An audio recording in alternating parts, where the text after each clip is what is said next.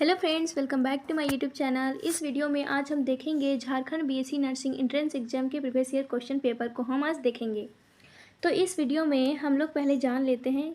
इस वीडियो में हम Jharkhand BSc nursing entrance exam का प्रीवियस ईयर क्वेश्चन पेपर देखेंगे। 2022 का प्रीवियस ईयर क्वेश्चन पेपर देखेंगे। तो आपको तो पता होगा कि झारखंड बीएससी नर्सिंग में 150 नंबर का क्वेश्चन पूछा जाता है। 150 क्वेश्चन रहते हैं और सारा क्वेश्चन एक नंबर का रहता है, जिसमें 50 केमिस्ट्री के, 50 फिजिक्स के, 50 बायोलॉजी के क्वेश्चन पूछे जाते हैं। और आपको टाइम मिलता है 2 घंटा 30 मिनट का। आपको टाइम मिलता है, कितना टाइम मिलता है? 2 घंटा 30 मिनट का आपको टाइम मिलता है, जिसमें आपको 150 क्वेश्चन को सॉल्व करना रहता है। इसमें हमारा नेगेटिव मार्किंग रहता है। तो यहाँ पे लिखा हुआ है, यहाँ पे देखते हैं। यहाँ पे हमारा दिया हुआ है कि फिजिक्स हमारा 1 नंबर से 50 नंबर तक हमारे फिजिक्स के क्वेश्चन रहते हैं। केमिस्ट्री के 51 से 100 तक हमारे रहते हैं क्वेश्चन। और बायोलॉजी में हमारे 101 से लेके 150 तक बायोलॉजी के क्वेश्चन रहते हैं। यहाँ पे देखिए, यहाँ पे लिखा हुआ है हमारा each question carry 1 marks and 1/2 marks will be deducted each wrong answer. यहाँ पे बोलने का मतलब क्या है कि आपका अगर 4 क्वेश्चन का आंसर अगर गलत हो गया, अगर 4 क्वेश्चन का आंसर गलत हो गया तो आपका 1 नंबर कट जाएगा। 4 क्वेश्चन का आंसर गलत हो गया तो आपका 1 मार्क्स कट जाएगा। तो इस बीएससी नर्सिंग जो झारखंड एंट्रेंस एग्ज़ाम का जो बीएससी नर्सिंग होता है, इसमें हमारा नेगेटिव मार्किंग होता है। तो इसमें नेगेटिव मार्किंग होता है। इसमें जो हमारा 2022 में जो एग्ज़ाम हुआ था Jharkhand BSc nursing entrance exam का, उसमें नेगेटिव मार्किंग था। 2022 में भी नेगेटिव मार्किंग था, 2023 में भी नेगेटिव मार्किंग था, लेकिन 2024 में नेगेटिव मार्किंग नहीं था। 2025 में आपको पता चल जाएगा कि नेगेटिव मार्किंग है या नहीं है। तो आगे क्वेश्चन हम लोग देखते हैं, कैसा क्वेश्चन लेवल कैसा रहता है क्वेश्चन का बीएससी नर्सिंग में, कहाँ से क्वेश्चन आते हैं, कैसा क्वेश्चन पूछा जाता है, ये सब हम लोग देखते हैं। तो आपको तो पता होगा कि फिजिक्स के 50 क्वेश्चन आते हैं, केमिस्ट्री के 50 और बायोलॉजी के 50 क्वेश्चन आते हैं। और सिलेबस क्या रहता है? 11th और 12th का बायो, फिजिक्स और केमिस्ट्री, इसका सिलेबस क्या है? जो हमारा Jharkhand BSc nursing entrance exam है, ये झारखंड द्वारा कंडक्ट होता है और इसका सिलेबस में हमारा 11th-12th का बायोलॉजी, फिजिक्स और केमिस्ट्री से क्वेश्चन आते हैं। इसमें कोई जीके के मैथ से क्वेश्चन नहीं पूछा जाता है।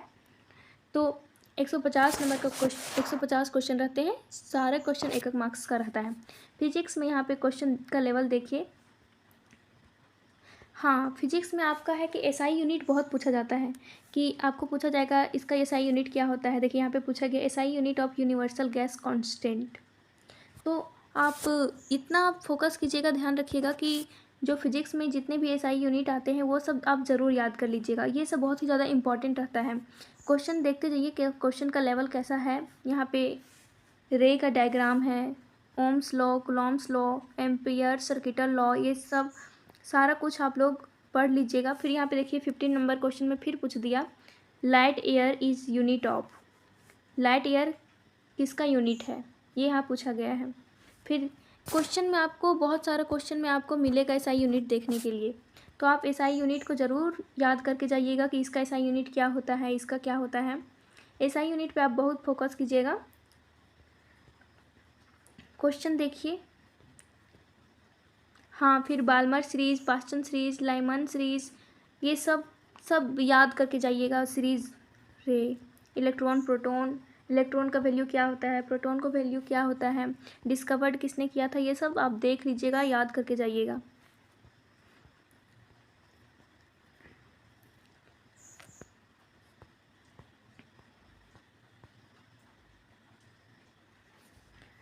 पचास क्वेश्चन रहते हैं आपके फिजिक्स के। यहाँ पे देखिए क्वेश्चन हार्ड ही आता है, हार्ड नहीं बोल सकते। अगर आप 11th-12th का अगर पढ़ के जाएंगे, आपको देखिए यहाँ पे डायमेंशन भी पूछ सकता है। फोर्स का डायमेंशन यूनिट बताइए, डायमेंशन, ये सब ज़रूर याद करके जाइएगा, बहुत ही इंपॉर्टेंट है। एसआई यूनिट, डायमेंशन, सारा कुछ याद करके जाइएगा। हाँ, फिर देखिए यहाँ पे क्वेश्चन है electromagnetic radiation is highest frequency is. Electromagnetic radiation of highest frequency is. Highest electromagnetic radiation का हाईएस्ट फ्रीक्वेंसी किस रे का हाईएस्ट रहता है फ्रीक्वेंसी? और किसका लोवेस्ट रहता है, ये सब हाईएस्ट लोवेस्ट ये सब आप लोग ज़रूर याद करके जाइएगा, बहुत ही ज़्यादा इंपॉर्टेंट होता है। अब देखते हैं केमिस्ट्री को। केमिस्ट्री में आपका बहुत ही मतलब होता है कि जो रिएक्शन होता है केमिस्ट्री में वो बहुत ही ज़्यादा इंपॉर्टेंट रहता है। देखिए आपका केमिस्ट्री में बहुत रिएक्शन पूछा जाता है कि इससे इसको मतलब होगा, रिएक्ट करेगा तो क्या बनेगा, इसका नाम पूछ देगा, इसका नाम क्या है, इस तरह का के रिएक्शन फिर देगा। रिएक्शन बनाने के लिए बोलेगा कि इसको कंप्लीट करके दीजिए।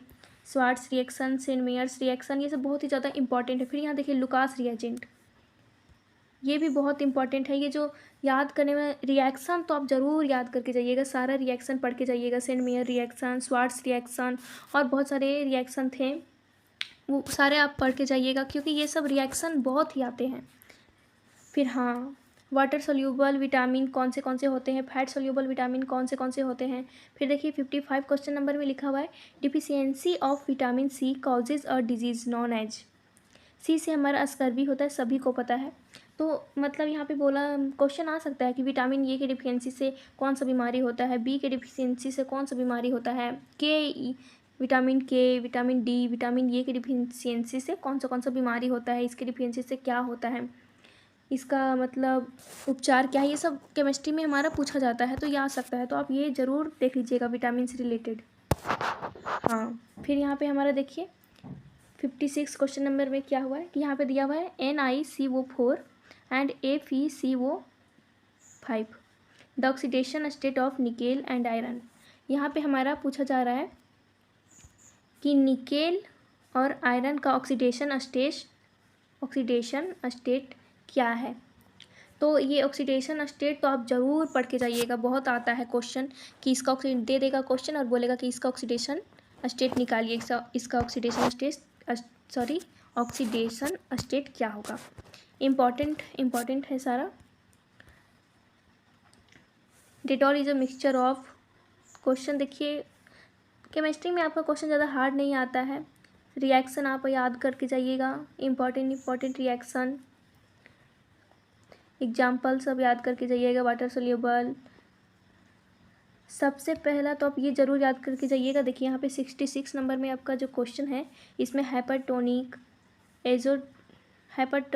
आइसोटोनिक, हाइपोटोनिक सॉल्यूशन, ये सब क्या होता है, इसका डिफिनेशन, ये सब सारा याद करके जाइए, बहुत ना इंपॉर्टेंट रहता है ये सब। फिर केमिस्ट्री में आपका हो जाएगा रिएक्शन, जो केमिस्ट्री में जो नेमिंग रिएक्शन है, रिएक्शन कौन सा रिएक्शन, जो नेमिंग रिएक्शन होता है केमिस्ट्री में, जो नेमिंग रिएक्शन है केमिस्ट्री में 11th और 12th के जितने भी नेमिंग रिएक्शन है वो आप कुछ पढ़ के जाइए, चाहे नेमिंग रिएक्शन ज़रूर पढ़ के जाइए, सारा रिएक्शन सॉल्व कीजिएगा। बहुत ही आता है क्वेश्चन, आपको ज़रूर दिख जाएगा। हाँ, फिर देखिए यहाँ पे aldol condensation, cross aldol condensation, Gattermann Koch reaction, Etard reaction, Cannizzaro reaction, बहुत ही ज़्यादा इंपॉर्टेंट रिएक्शन यहाँ पे दिया हुआ है। क्वेश्चन भी देखिए यहाँ पे सॉल्व करने के लिए रिएक्शन आपको दे दिया है। ये रिएक्शन ना केमिस्ट्री मतलब रिएक्शन, ये सब ज़रूर, अगर कुछ नहीं पढ़ के जाएंगे तो ये तो मतलब रिएक्शन नहीं पढ़ के गए, मतलब समझिए कि आपका सिलेक्शन तो नहीं ही होने वाला है। लेकिन रिएक्शन आपका बहुत ही अच्छा होता है, रिएक्शन आता है, बहुत ही रिएक्शन भिड़ता है। मैं भी दी हूँ Jharkhand BSc nursing entrance exam 2024 में मैंने दिया था, उसमें भी रिएक्शन पूछा गया था बहुत ज़्यादा। हाँ, फिर यहाँ पे देखिए 69 नंबर क्वेश्चन में zero order reaction, first order reaction, ये सब पूछा जाता है, बहुत ही इंपॉर्टेंट रहता है ये सब। उसके बाद यहाँ पे हमारा 71 क्वेश्चन में हमारा है क्यूमिन ईज। क्यूमिन को दूसरा नाम से, क्यूमिन को और नाम से जाना जाता है, कौन सा नाम से जाना जाता है, यहाँ पे बोला गया है क्यूमिन को जाना जाता है कौन सा नाम से। हाँ, तो देखिए आप लोग इतना ज़रूर कीजिएगा कि जैसे कोई रिएक्शन है उसको एक और नाम से जाना जाता है, डबल नेम से जाना जाता है, या फिर इसको इस तरह बोला जाता है। आपका कोई दे देगा स्ट्रक्चर बना के दे देगा, बेंजीन का स्ट्रक्चर बना के दे देगा, फिर रिएक्शन दे देगा कि इसके साथ रिएक्ट करेगा तो क्या बनेगा, इस तरह क्वेश्चन देता है हमारा झारखंड जैसे ऐसे क्वेश्चन देता है। और रिएक्शन अगर आप previous year question paper solve कीजिए, रिएक्शन तो ज़रूर ही सॉल्व कीजिएगा। देखिए हर जगह आपको रिएक्शन मिल रहा है, हर क्वेश्चन में आपको रिएक्शन मिल रहा है। आगे देखिए हर सारा में आपको जितना भी देख चुके हैं उस सब में आपको देखिए क्या मिल रहा है, रिएक्शन। फिर देखिए यहाँ पे फेलिंग रिएजेंट, ये मैं आप लोग से मैं बोल रही हूँ कि फेलिंग रिएजेंट ज़रूर पढ़ के जाइएगा, बहुत ही इम्पॉर्टेंट होता है ये फेलिंग रिएजेंट।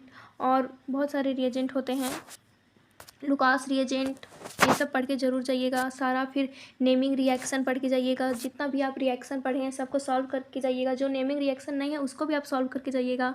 और ख़ास करके मोस्ट इम्पॉर्टेंट केमिस्ट्री में आपका मोस्ट इम्पॉर्टेंट VVI हम बोल सकते हैं नेमिंग रिएक्शन। जो हमारा नेमिंग रिएक्शन है वो बहुत ही ज़्यादा इम्पॉर्टेंट है, नेमिंग रिएक्शन। तो नेमिंग रिएक्शन तो आप पूरा रट ही लीजिए, रटना नहीं मतलब समझ के आप याद कीजिए, जो भी है रटने से कुछ होने वाला नहीं है। क्वेश्चन देखिए, क्वेश्चन उतना भी हार्ड नहीं पूछा जाता है, अगर आप अच्छे से पढ़ेंगे तो निकाल लेंगे आप लोग झारखंड BSc नर्सिंग का एंट्रेंस एग्ज़ाम। आप लोग को तो पता होगा कि झारखंड में एक ही सरकारी कॉलेज है नर्सिंग का, वो भी है रिम्स रांची, और वहाँ पे भी ओनली 50 सीट्स हमारे होते हैं। उसमें भी कितना हमारा ST SC में डिवाइड हो जाता है। मेहनत करके पढ़िए। अब यहाँ पे देखिए बायोलॉजी पोर्शन का क्वेश्चन आ गया। बायोलॉजी पोर्शन में पोलिनेशन, ये सब ज़रूर पढ़िएगा। पोलिनेशन, रिप्रोडक्शन बहुत इंपॉर्टेंट हो जाता है। Accessory, calyx, corolla, double fertilisation,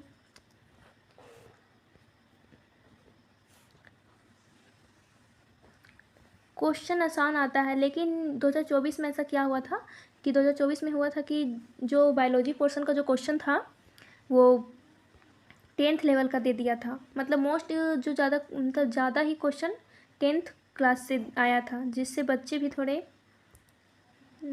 मतलब उन लोग 11th 12th का तैयारी करके गया। अभी 11th 12th का ना आने के बजाय अगर 10th का क्वेश्चन आ जाएगा तो क्या कर सकते हैं कोई। तो आप लोग एक तरफ से ये भी देख लीजिएगा कि आगे अगर 11th 12th का बायोलॉजी पढ़ रहे हैं तो वेरी गुड, 11th 12th का बायोलॉजी पढ़िए अच्छे से, उसको कंसेप्ट क्लियर कीजिए। जितना पढ़ लिए हैं उतना ही में रुक जाइए, उसको रिवीजन कीजिए। क्योंकि ऐसा होता है कि आप पढ़ तो बहुत ले रहे हैं लेकिन रिवीजन करने टाइम आप रिवीजन नहीं कर पाएंगे, तो वहाँ पे जाके आप कुछ नहीं कर पाएंगे। क्योंकि मेन बात है कि आप कितना बहुत सारा आप टॉपिक कवर कर लिए हैं, पढ़ लिए हैं, लेकिन अगर आप एक बार उसको रिवीजन नहीं करेंगे तो कोई फ़ायदा नहीं होने वाला है। मेरे साथ भी ऐसा ही हुआ था, मैं सारा टॉपिक कवर करके चली गई लेकिन रिवीजन नहीं की, जिसकी वजह से मतलब बहुत ही प्रॉब्लम हुआ था।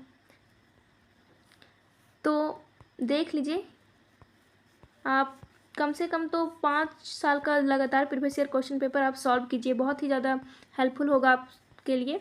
आपको पता चलेगा कैसा क्वेश्चन आता है, कैसा पूछा जाता है क्वेश्चन। तो आज के लिए इतना ही, फिर मैं आऊँगी दूसरे ईयर का क्वेश्चन पेपर लेके। आप लोग मेहनत कीजिए, रिवीजन कीजिए, जितना पढ़ लिए हैं उसको रिवीजन करने में आप फोकस कीजिए। आज के लिए इतना ही, थैंक यू सो मच।